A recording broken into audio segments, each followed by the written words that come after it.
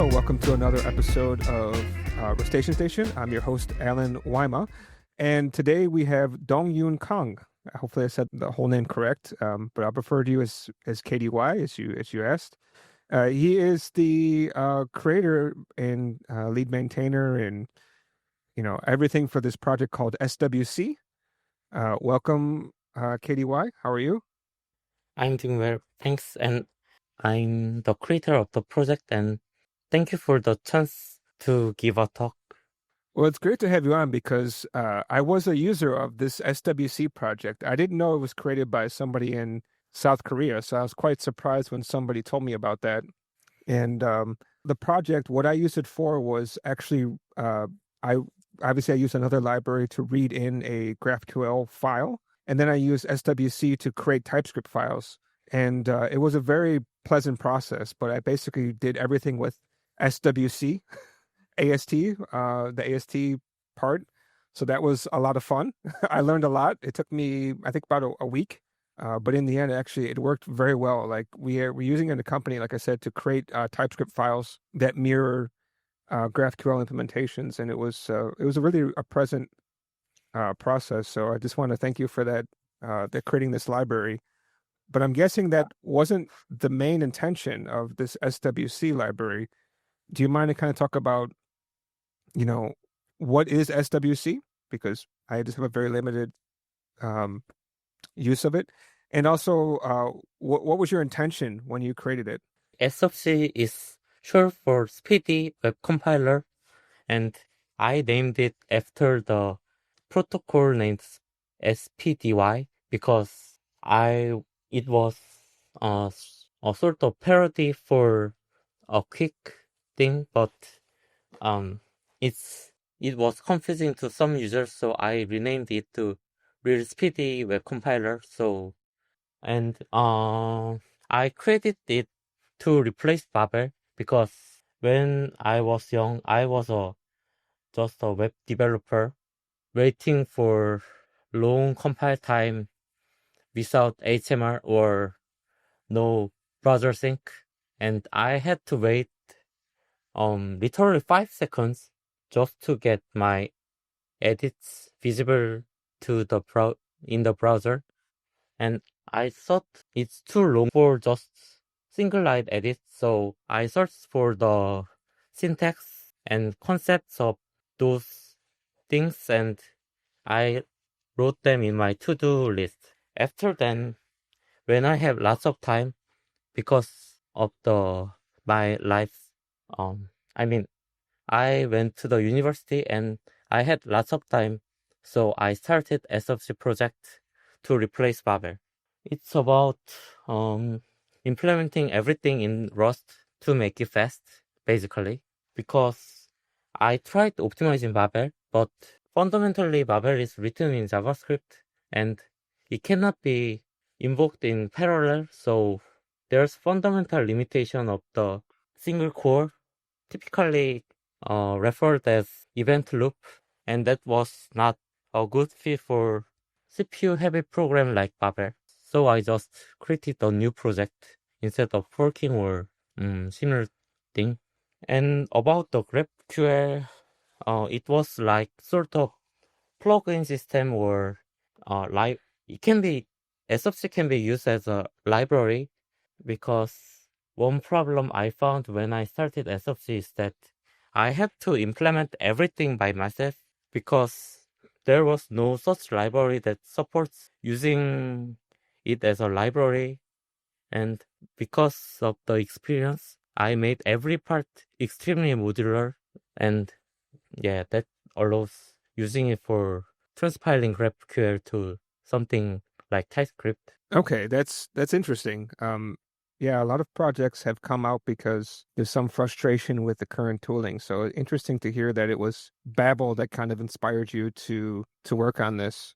How long has SWC been? When was it first created? I created SWC in 2017 December. That was the right after Korean SAT and before the entrance to the university. Before I go to the university. Wow, so it's definitely been quite a few years. It sounds 2025 at the date of this recording, January. So what's kept you, I mean, because so many people have started projects and eventually leave. What's caused you to keep working on this one? Why is it that you keep working on this? Do you feel that, do you still find excitement working with this, or what keeps you excited to keep working on this project? Currently, many people use SWC and Next.js, Next-SWC because it's fast, and that's why I'm working on it, and it makes feel excited still. I'm still excited to work on SWC because many people use it, but at the first, the GitHub users was my motivation to work on it. Basically, I've been the only developer of SFC for the first 2 years. There was no contribution, but there was GitHub stars and some users filing issue on the main repository. That was the main motivation for the first 2 years. After then, Deno used SFC. To be exact, the prints used SFC and they contributed to SFC. After then, and Deno used SFC because they wanted to use the print for Deno format command. And since they discovered SFC, they contacted me to do some work for Deno or SFC so they can use it well. And that was the motivation after then. And while working with Deno, the CEO of Vercel contacted me because they also wanted to use SFC, but for Next.js. And I moved to Vercel, and the motivation was uses of SFC in Next.js or many frameworks or money. Like, actually, it's a job, so I don't think it's something I can stop working on, but it's a good motivation. The number of users is still a good motivation for me. Okay, wow, that's must be pretty exciting to kind of be a part of so many different well-known projects, right? And Dino, I guess, makes some sense because they're also using Rust, I believe, in their core, no? Yes, they use Rust, so they wanted to use SFC mainly because it was the only thing they could use for processing JavaScript in Rust. Because, I mean, the parser code of SFC is 20,000 lines, so writing a parser themselves was not a good option for them. Yeah, that makes sense. I mean, no need to rewrite something that is already kind of working. Um, Yeah. I'm also kind of really impressed and really want to know. I mean, you did this before. You said before you even got into university, right? How did you figure out how to write Rust, let alone start to actually parse JavaScript and so forth? About writing Rust, I just learned Rust by reading the TRPL book. You may know, but the Rust programming language book is the best thing for learning Rust, and I just wrote some library by using lots of clone and toString or toback. And after writing a few libraries, I know I learned to write efficient Rust code. And about parsing, it was really hard for me, but I could port Babel's source code to Rust by for parsing. It was just one by one, but for lexing and other stuffs, it was very hard. But I tried various things, and I just managed to find some working code structure and function calls. So I think I was lucky. I didn't know how to write parser or lexer at the moment of writing SFC. Just look at Babel source code and tried something similar in Rust, and it worked, luckily. That makes sense, right? So as time went on, you started working on it. I'm sure you must have found ways to improve the code. Was it just after trying something and benchmarking, that's how you made improvements, or did you get help from other people who were maybe a little bit better Rust developers? What was the improvement process like? It's been second the latter for a long time, but these days I just do it by myself by profiling performance and um trying various things. I today no, not today, but last week I optimized SWC minifier by changing the parallelization library from Rayon to Chili because I profiled and I concluded that heartbeat scheduling library is better than fork join pull based scheduling library. So this is it belongs to the former these days. But at first, at the time of writing SFC, I didn't know well about profiling or performance, so I had to ask for help at that time. Actually, these days I just ask for I design the optimization and thus I do the required part, necessary parts of optimization and ask others to adjust it to pass tests. So main idea is comes from me these days.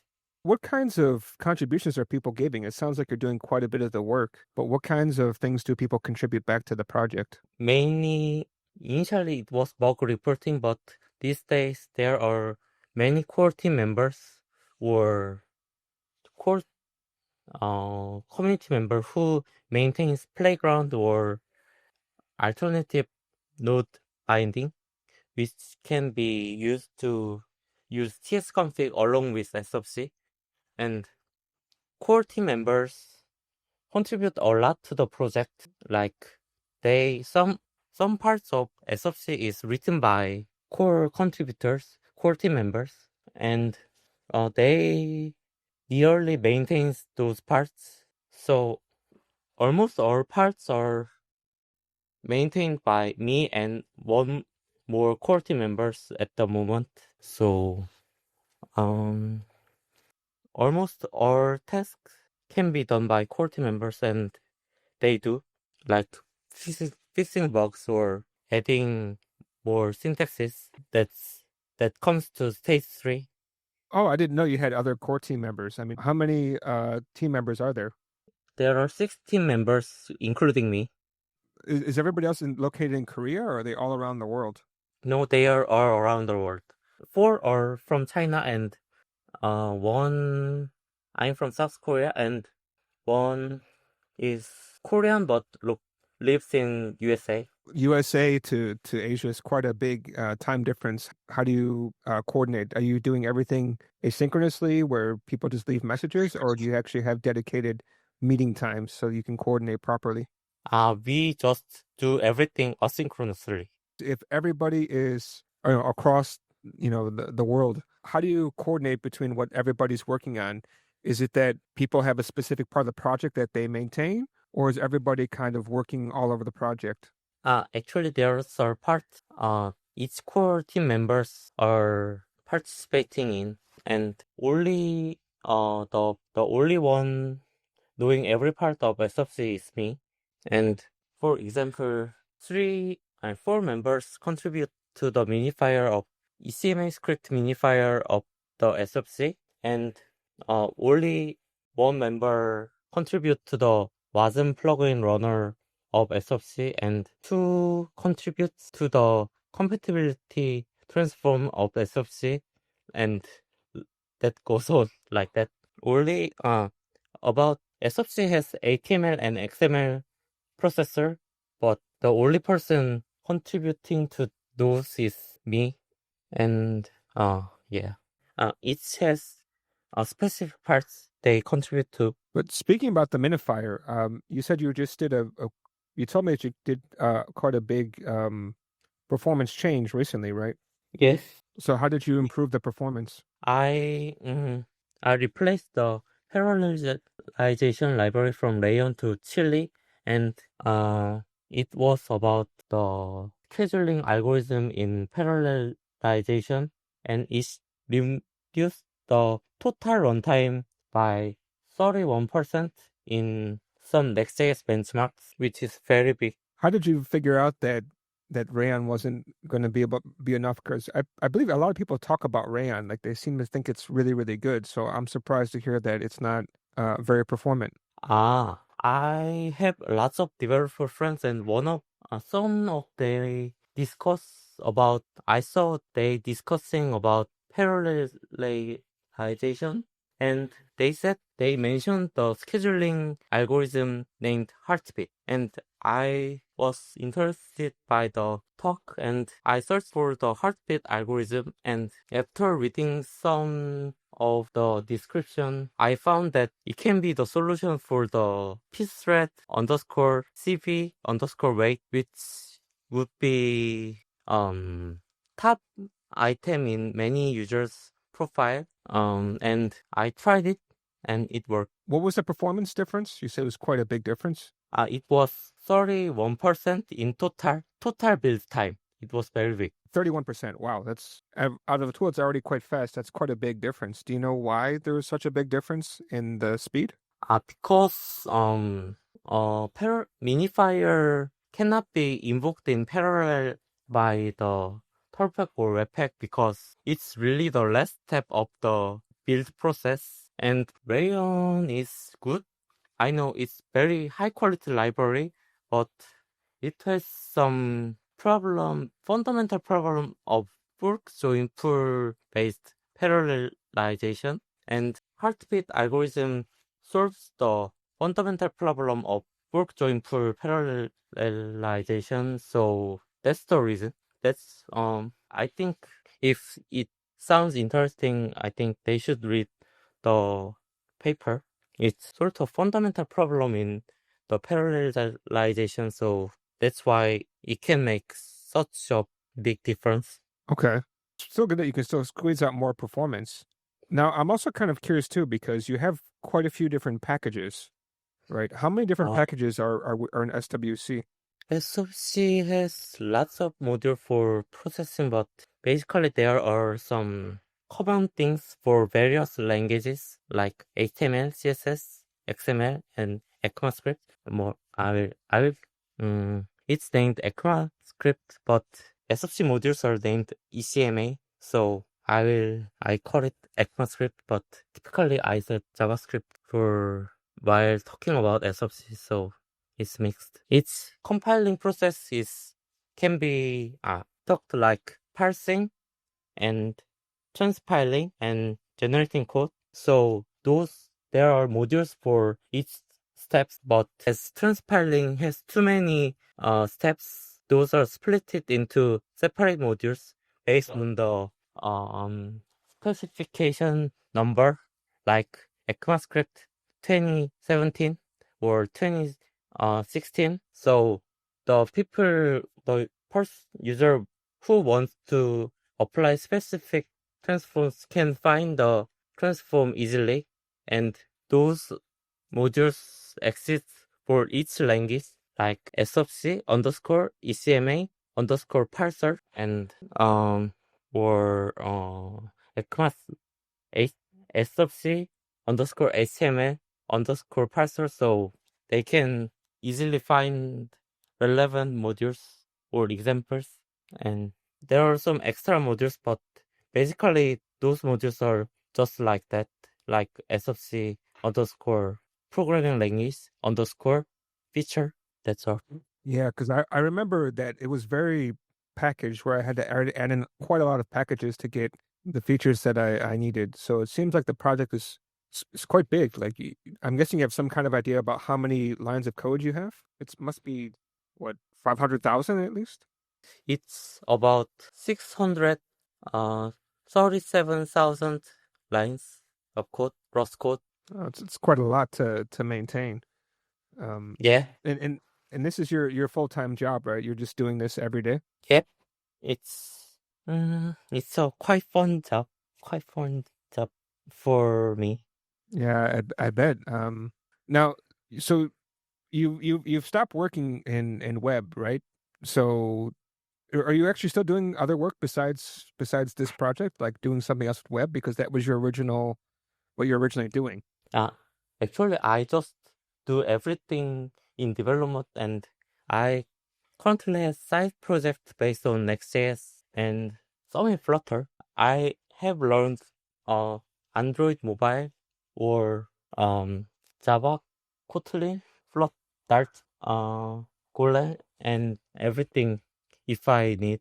Wait, you've played around with Flutter. So then does SWC also support Dart? Because Dart is kind of in that area, right? No, no, but just for a side project. SFC does not support Dart, but actually I considered it because my Flutter lab took too low to build. Really? So what stopped you from trying to get SWC to work with Dart? I started by defining AST, but I stopped because I don't I didn't think they will accept Rust-based compiler. Official Dart team. Yeah, but you can still kind of use it yourself, right? It doesn't have to be used by the official dev team. Yeah, it's true, but it means I have to maintain everything related to it, and I think I couldn't afford the time. Okay, yeah, makes sense. Um, so what's the future for SWC? Because I mean, what's kind of the future plans for from where you are right now?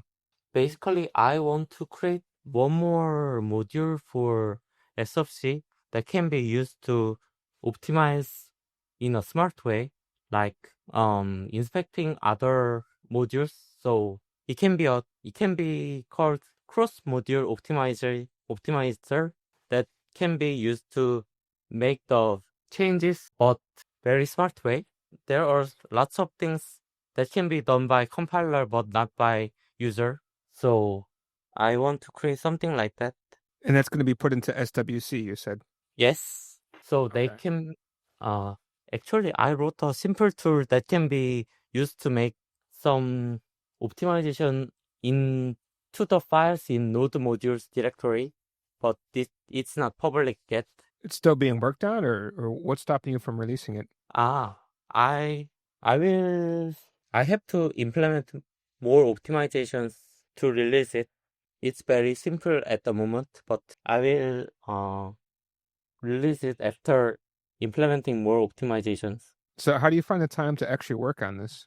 It Um, seems like you're quite busy with SWC, no? uh, Actually, I'm not busy. Everyone thinks I'm very busy, but I'm not too busy to. I'm not too busy, and I have lots of extra time because Warsaw is a quite good place to work. They don't bother me to work on SFC for exact time or like that. They just want me to work on specific tasks, not by time. I can finish them early and have some work on other things. So I can make time to work on several projects. That's good to hear. I don't think I have any more questions. I mean, just doing a quick check on SWC. Seems a lot of Uh, people are really pushing people to change from Babel to SWC. So you kind of have you have a lot of people pushing this project out. That's really great. Is there anything else that I've missed? no, we discussed everything I wanted to discuss. In that case, it was great to have you on, and it's good to have more, Asia-based people like myself on the podcast. Make scheduling easy, and also it's good to kind of bring some more kind of eyes to what we're doing over here in Asia. So it's really great to have you on, and hopefully we can have you again in the future. I see. Thank you so much for the chance to give a talk.